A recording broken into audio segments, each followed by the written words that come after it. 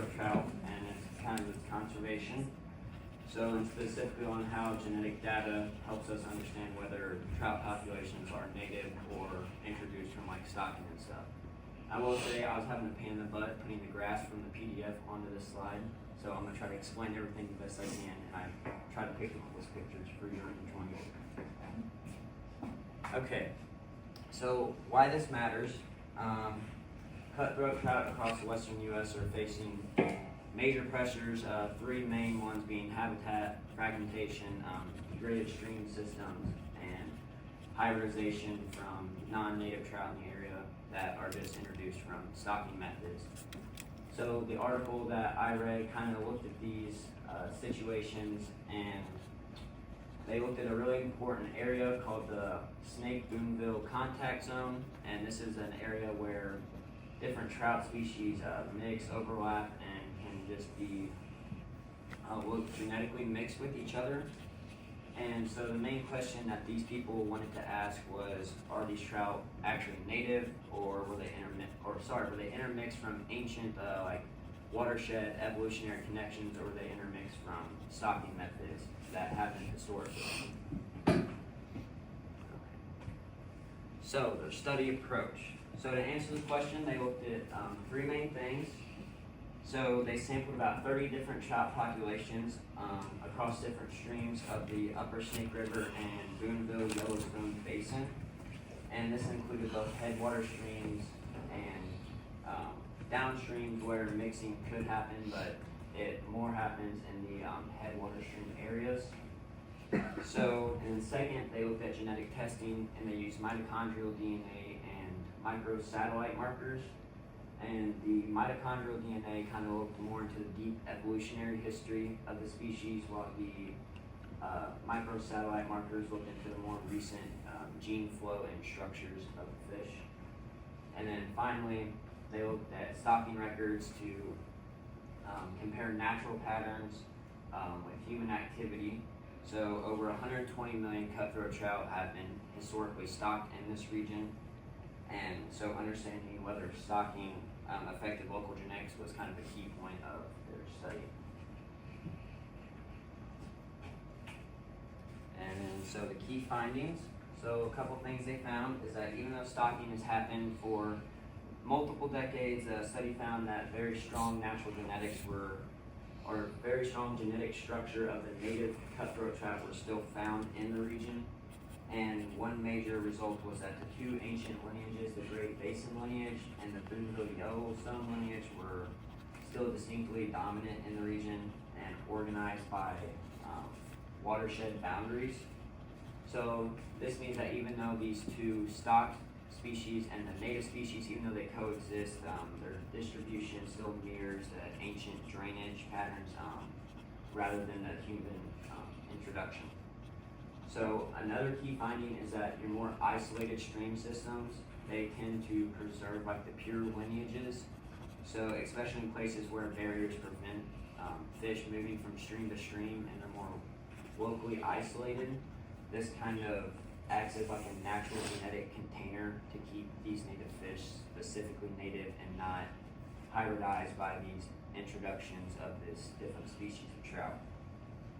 So, in contrast, more connected streams showed more mixed ancestry, but the patterns matched historical paleo-drainage connections and not stocking. So the mixing was more natural rather than artificial. And then finally, their study found that there's almost no evidence that stocked fish establish themselves. Even in places with heavy stocking, the local native genetics still remain dominant. So, a couple takeaways. So what does all this mean when it comes to management and conservation? A big takeaway is that cutthroat trout in this region are far more native than what the people previously had thought.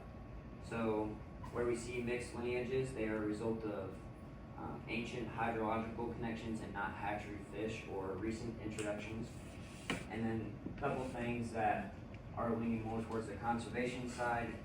Some things that should be focused on is protecting those isolated streams that I referred to earlier as genetic containers that kind of hold those more pure lineages, because they just, restoring habitat connectivity where it's appropriate. So, but also maintaining barriers where it helps protect the native trout from hybridization. And finally, long-term monitoring, because this is not like a thing that you can just look at for a short period of time and then move on to the next thing. This is kind of a thing that needs to be studied for a continuous amount of time. And that is it. Questions? I hope y'all looked at the pictures of the fish and instantly get, this is why they call it cutthroat trout.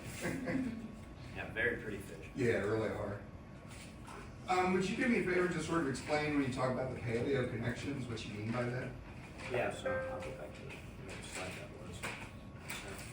So like basically how I understood from what it like said in the article is like, so streams that are kind of, I don't know how to, they explained it like really weird, but streams that are like connected from different like watershed basins. So like you have your headwater streams here and here, kind of like we talked about stream order, yeah, kind of finger-like, and then, so that's kind of how I took it. It's just all these headwater streams that connect together, and so you have different mixed genetic diversity that are connected in this area. That's how I understood it. It was kind of explained. Yeah, basically what happens, you got headwaters that are adjacent to each other, and because of geological processes and so on, basically water that once flowed this way, essentially you can have part of the headwaters over here that get captured and start flowing into the other system. And so then any populations that are in here are now introduced over into the other area. It's a process known as stream capture, and it's something that can There was a graph that kind of helped with that. That was really good. What was that? There was a graph in the article that like showed kind of like that, like the streams forming together. Yeah. But like I said, every time I tried to like put it in my slide, it just said this action was not available. Mm. So it's just being a real, I don't know if I'm just dumb or what the deal was, but yeah. Now, is habitat fragmentation the main driver in their in this decline, or were there other environmental pressures involved, like competition, overharvest? So habitat fragmentation is like the main thing, especially when it comes to like dams and stuff, because that completely, cuts off a river, or like we talked about sedimentation differences and all that stuff. But also, just like human activity can also play a key role in just traffic movement through rivers, or even if it goes through private land, farmers completely changing the course of rivers can also play a role in that. Yeah. What other fish were they hibernizing with? It didn't really say, but my guess is probably because it's talking about like stocked fish, and typically rainbow trout are like a commonly stocked trout. And in conservation biology, we talked about the rainbow trout being stocked in Tennessee and out competing the Dolly Parton trout. So that's my guess, but it never really said. Brown trout are also pretty widely stocked too. But it's kind of a mess out there. Not even kind of, it's a mess out there with the trout. There's a lot of them that have been farmed and have been stocked widely outside of their native range. Oh, yeah. But probably as a default, brown trout and rainbows are the big ones that are widely introduced. Anything else? All right. All right, and Jordan, and I promise I will not ignore you this one. I mean, you can, I guess.